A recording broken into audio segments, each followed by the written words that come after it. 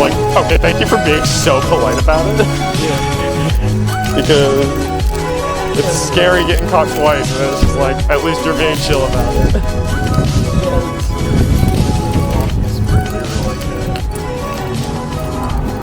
You're like, yo, man, it's suspicious. You're walking over here. It's like, hey, you're not allowed to film. It's like, oh. And then they were like, they were saying it's cool to film in there. So, Yeah. I've seen a lot of videos on this place online, so I'm excited. Yeah, it's just cool about it, I guess. I don't know, I went to Johnstown Gallery last night.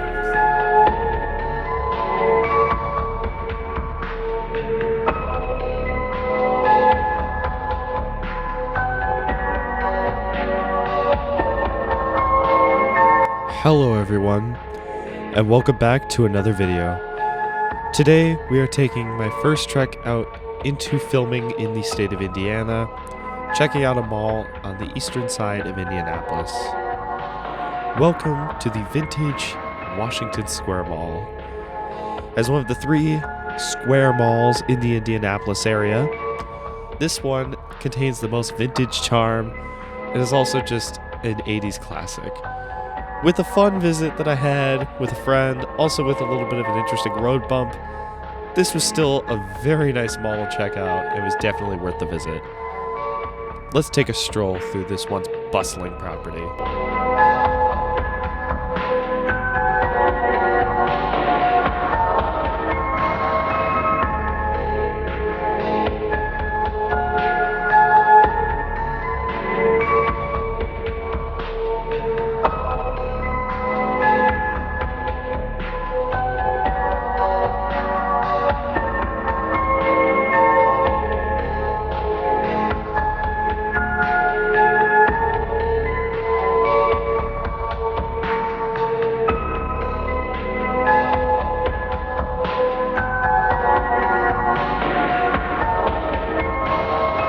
To kick off the history, Edward J. DeBartolo would open the Washington Square Mall in April of 1974. This would effectively kill off the nearby Eastgate Shopping Center about 3 miles to the west, as many notable tenants, as well as JCPenney and Sears, would all relocate from Eastgate to Washington Square. Ellis Ayres and William H. Block would also be original anchors to the 965,000 square foot center, with Lazarus opening up a little later. Washington Square would be the dominant retail center for the eastern suburbs of Indianapolis during the 70s and 80s.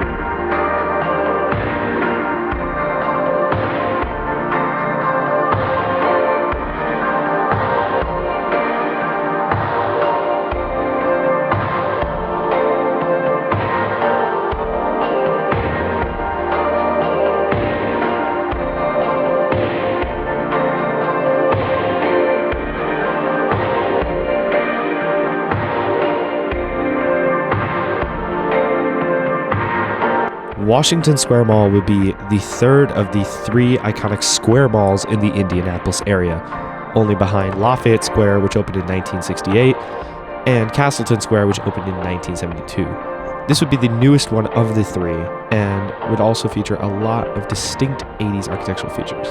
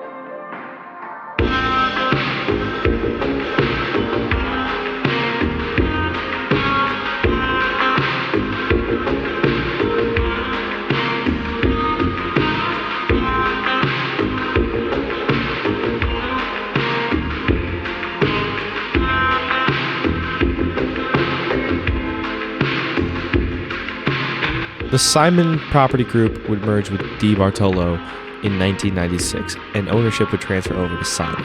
Simon would give a slight renovation to Washington Square Mall in 1999.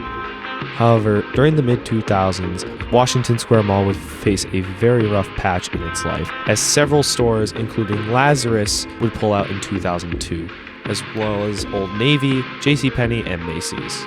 Macy's would have occupied the old Ellis Ayres. The old Ellis Ayres building would end up getting replaced with Indie Wholesale, and JCPenney would be replaced with Burlington Coat Factory. Dick's Sporting Goods would end up occupying the old Lazarus site, and William H. Block would have been demolished and replaced with a Target.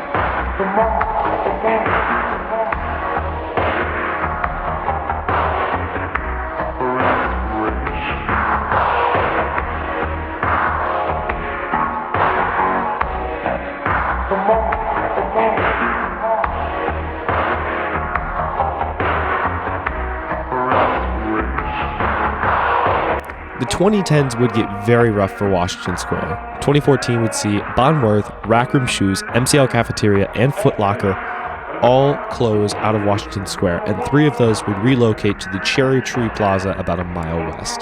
2014, in August, the mall's Facebook page would no longer display the Simon logo or Simon photos, and it seemed like Simon wanted to hide the fact of their ownership.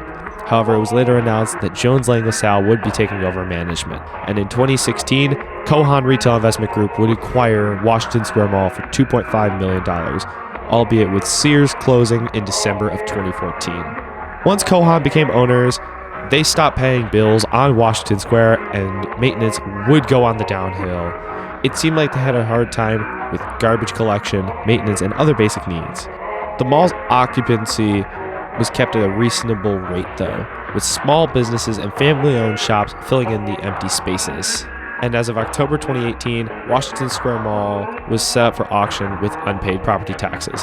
And in 2019, Durga Properties LLC would acquire Washington Square Mall and become the new owners of the property.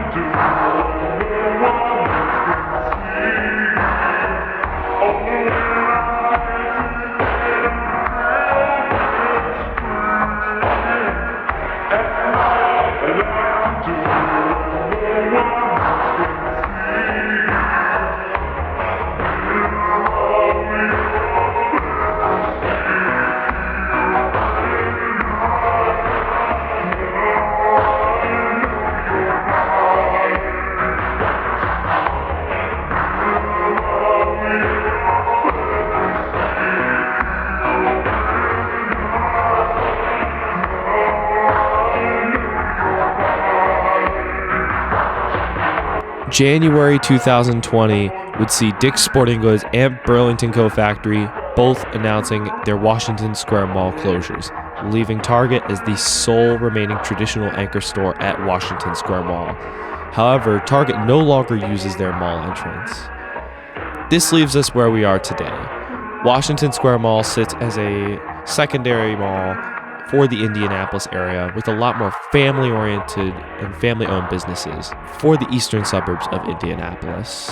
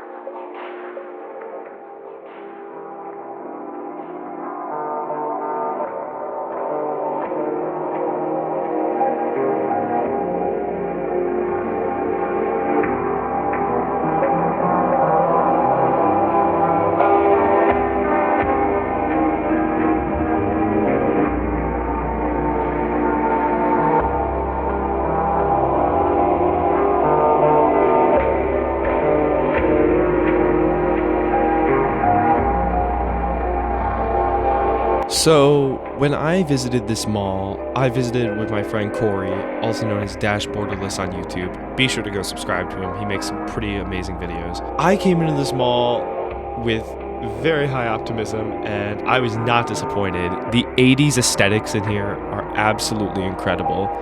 I love the vintage architecture. The skylights up in the center by the Burlington and near the Target and Dick's Sporting Goods courts. Those were my favorite parts of this mall. But all down to it, the lighting, the flooring, the 80s vibe that I got in here was just amazing, and I didn't want to leave. With that, I think the future of Washington Square Mall is just dependent on how the area just around it goes and what management can do here. From what I've heard from the security guard who I talked to, which we'll get into that in a minute, management is really trying hard to get more tenants into the property and keep the mall as a viable center for the eastern suburbs of Indianapolis. So the future is currently unknown, but I do have high hopes for this property and hope for the best. Now back to that security guard. As I'm finishing up at this mall with my last few shots, about halfway through my second lap getting pictures, I basically got the footage I needed. Security comes walking up from behind me, and she asked me why I was recording, and I just told her I'm interested in malls. She told me I wasn't allowed to record, and I apologized. So her and I actually had a conversation on the walk out of the mall, and the nice thing is, this may have been one of the nicest security guards I've ever had an encounter with. She got into a conversation about how vintage this mall is, and giving me a lot of history and backstory on the property, as well as explaining to me a lot of the things that have been going on with the mall recently. Also telling me the job of security and how tough it is and what they have to go through. Giving me a lot of knowledge that I didn't know that security had to go through, and I have a lot more knowledge with mall security now because of her. Now, the nice thing about this woman is that she actually did try to get her boss outside to grant me and Corey permission to record in the mall. Unfortunately, it was so close to closing time, and her boss was really busy, so unfortunately it didn't happen, and I just said screw it and left. But this night could have not ended any bit better with the security guard. In the end, we all had the last laugh, and we all had a nice conversation with her. Thank you to the security guard here at Washington Square Mall for being so polite to us and dealing with us for the last 20 minutes of the night on your shift here. To be honest, I am very grateful to know the knowledge of how difficult it is being a security guard thanks to her.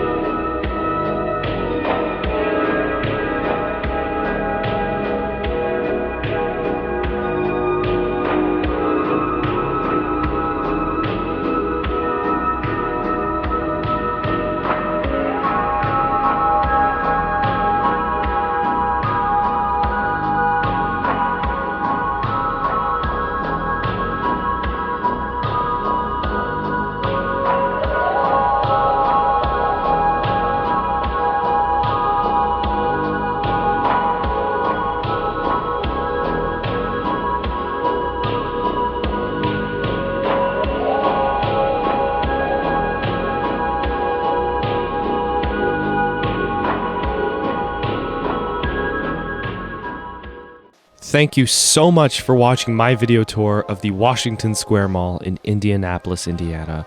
I really enjoyed my visit here. If you enjoyed this video, make sure to leave a like on this video as it greatly helps support the channel. And if you want to see more videos just like this, be sure to subscribe to the channel and turn on notifications so you get notified every time I upload a new video just like this one.